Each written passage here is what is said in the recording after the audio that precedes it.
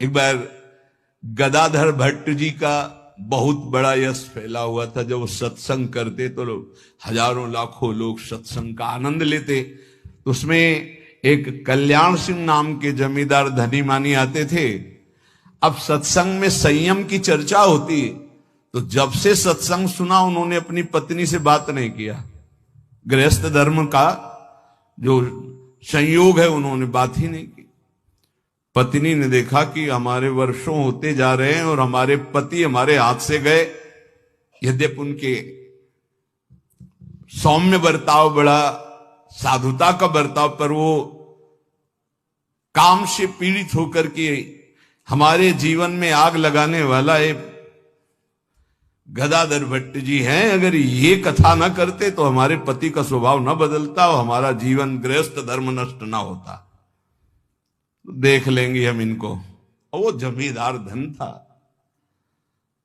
एक भिखारिन गली में जा रही थी मांगते हुए, बुलाया उसको और गर्भवती थी। बोले तुम्हारे गर्भ का खर्चा, परिवार का खर्चा जब चाहोगे उतना धन देंगी, बस एक बात है।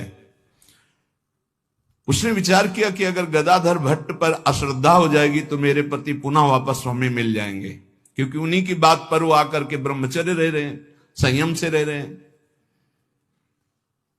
बोले तुम कथा के बीच में जाओ और कह दो जब ये नहीं था तब तो खूब आते थे और जब ये दे दिया तो आने बंद कर दिया, आप क्या व्यवस्था होगी इसकी, बस इतना तुझे बोलना है।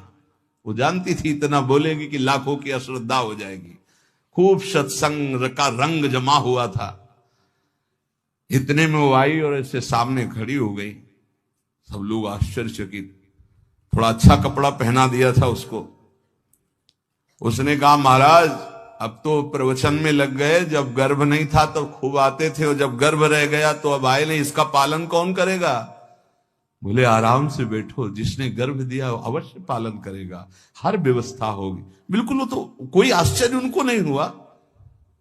वो समझ गए कि भगवान का कोई खेल है। उनका आराम से बैठो, पक्का जिसने गर्भ दिया उसका पालन करेगा। बोले बातों में मत फुसलाइए, आप समझ रहे ना। अब काना फूसी हो, ये ऐसा भी है, हम तो ऐसा नहीं। अरे बोले हम तो पहले कह रहे थे। अब उनमें जो तर्क वाले, संशय वाले थे उनके गुट होने लगे, चर्चाएं होने लगी।